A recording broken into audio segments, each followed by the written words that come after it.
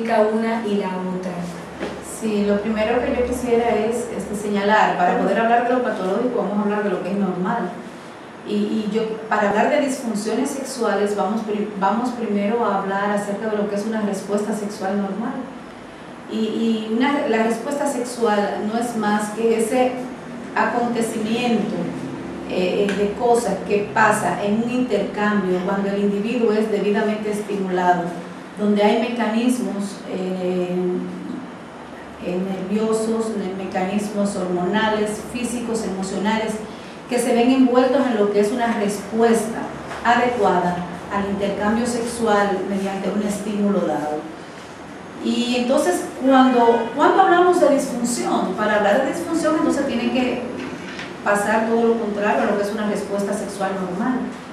Una disfunción sexual es cuando está el individuo en cualquiera de las etapas de las fases de la respuesta sexual, que entiéndase, tenemos en respuesta sexual una fase de excitación, una fase orgásmica, tenemos la fase primeramente del deseo, ¿verdad? Y también tenemos la fase resolutiva.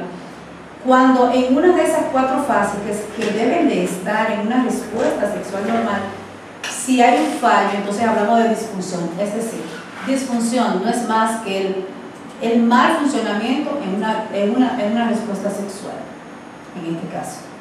Si queremos hablar de disfunciones sexuales del deseo, entonces vamos a hablar de todas las disfunciones que pueden pasar en el momento del por qué un individuo tal, X, no responde, no tiene deseo de tener sexo. ¿Qué pasa con eso? ¿Okay? Porque hay mucha gente que dice, ay, pero mi mujer nunca quiere nada. O sea, puede estar pasando por una disfunción del deseo. También lo que es en la fase de excitación, cuando hay una disfunción en esta fase, entonces hablamos en la mujer, por ejemplo, se usa mucho el término frigidez, ya no tanto de una manera ya más, ¿verdad? Conocedora del caso, hablamos más bien de una disfunción generalizada de la respuesta de excitación, una disfunción generalizada. También tenemos, por ejemplo, lo que es las disfunciones orgásmicas, la disfunción orgásmica en la mujer. Y en los hombres, que también de manera análoga, o sea, paralela, también tiene sus disfunciones.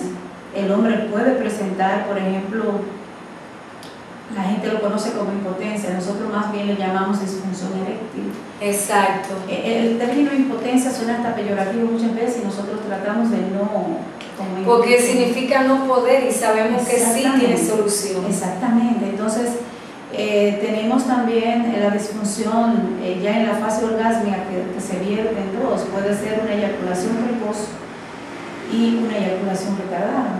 Entonces, esas son las 6 básicamente disfunciones, tanto en mujer como en hombre, que pueden presentarse. No hablé de una muy frecuente, bueno, quizás no es tan frecuente como la anorgasmia en la mujer, pero es una disfunción que la hemos visto frecuentemente en los últimos tiempos, que es el vaginismo, que no es más que la contracción involuntaria que impide la entrada, la penetración del pene hacia la vagina. O sea, es algo voluntario, se cierran todos los músculos circunvaginales impidiendo que haya una entrada. Entonces, ¿ese tipo de disfunción es física o es psicológica? No, básicamente como usted me dijo, el vaginismo. El vaginismo puede ser básicamente, nosotros tratamos de descartar todo problema físico primero, porque las disfunciones pueden tener un componente físico que no entendamos por qué, o sea, lo vamos a explicar un poquito más adelante cuando hablemos de causas. Pero en el vaginismo básicamente pueden haber causas psicológicas aprendidas. Y cuando yo digo aprendidas no es que la persona lo quiere hacer voluntariamente. Hemos tenido muchísimos casos de, por ejemplo, muchachas que se casan virgen y que no pueden tener sexo con su pareja. Y tú la ves que un año después, 2 o 3 meses después, su pareja viene y dice, mira, yo te quiero, pero realmente esto no lo puedo. Entonces, se trabaja de una manera a veces un poco exhausta, todo va a depender cuáles fueron las causas en sí intrapsíquicas muchas veces que llevan a la paciente a presentar esta disfunción. De acuerdo.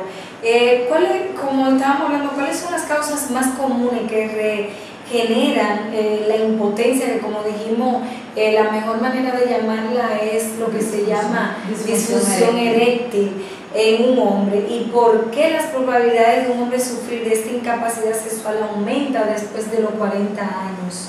Sí, contestando lo primero. Si vamos a hablar de causas de lo que es la disfunción eréctil, vamos a tener dos tipos de causas. Primero, vamos a hablar de causas físicas, aquellas causas que pueden ser muy frecuentes en hombres mayores de 40 años, como son elevación de la presión arterial y consecuente incluso a tomar medicamentos para la hipertensión, algunos, no son todos los medicamentos que se dan para la hipertensión que pueden provocar una disfunción eréctil. Hay algunos medicamentos que pueden provocar, después del paciente estar por un largo tiempo tomando este medicamento, puede menoscabar la respuesta sexual en el varón. También como causa física tenemos que ver cómo está trabajando el sistema vasocongestivo, es decir, cómo está llegando el reflujo sanguíneo en el momento en que el hombre está siendo excitado. Sí puede haber, porque acuérdate que en la disfunción eréctil, para que haya una buena erección, una buena respuesta y se sostenga esa erección hasta terminar el interludio sexual, tiene que haber una buena irrigación sanguínea a nivel de los vasos sanguíneos del pene, de toda la estructura interna de los genitales masculinos. Entonces, eso es importante. El flujo de sangre está llegando adecuadamente, o hay alguna enfermedad, por ejemplo, como la diabetes que no se trata a tiempo, o una diabetes que es dada muy temprano, a veces en jóvenes, ¿no? Entonces, es importante ver, ¿por qué? Porque ahí hay repercusión de lo que es el sistema vasomotor y también de lo que tiene que ver con lo neurológico. Entonces, en hombres mayores de 40 años, las enfermedades que tienen que ver con esto, ¿verdad? Pueden ser más frecuentes. Ahora bien, por idiosincrasia del hombre, o sea, de nosotros como seres humanos, fíjate que hasta resulta a veces irónico. El hombre responde mejor. Tú sabes que cuando el muchacho ya adolescente se descubre, ¿verdad? Se autodescubre y se da cuenta que dice, no, yo soy un caballo. Y mira, yo puedo hacer esto 3 o 4 veces, estoy igualito. O sea, porque es que su flujo hormonal se lo permite.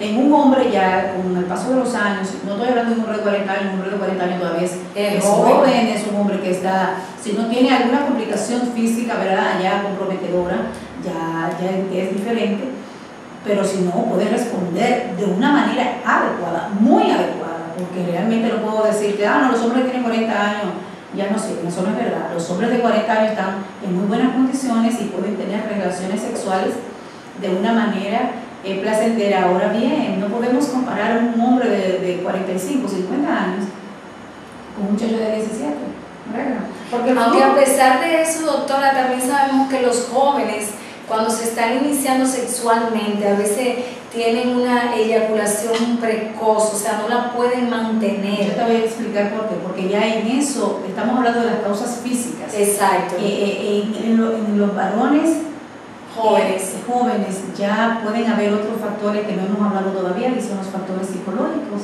Entonces, estamos hablando de los varones de 40 años, o sea, vamos a ver primero qué es lo que pasa. Si está presentando una disfunción eréctil, vamos a ver qué está pasando. Pero, gracias a Dios, los casos físicos no son la mayoría. ¿Okay? O sea, no es lo más frecuente. ¿Qué es lo que provoca con más frecuencia que los hombres menores de 40 años puedan presentar impotencia, que no, casi no digo el término, disfunción eréctil? Es la causa psicológica, es la ansiedad. O sea, mientras un hombre es sometido a niveles de ansiedad mucho más altos, con mucho más frecuencia va a presentar una respuesta sexual inhibida, como es la impotencia. ¿De acuerdo? O sea, la causa psicológica es más importante y tiene que ver con el 90%, 95% muchas veces de la frecuencia de la impotencia en hombres. O sea, para todos aquellos que pueden estar presentando fallas eréctiles, que entiendan que fueron individuos que en un tiempo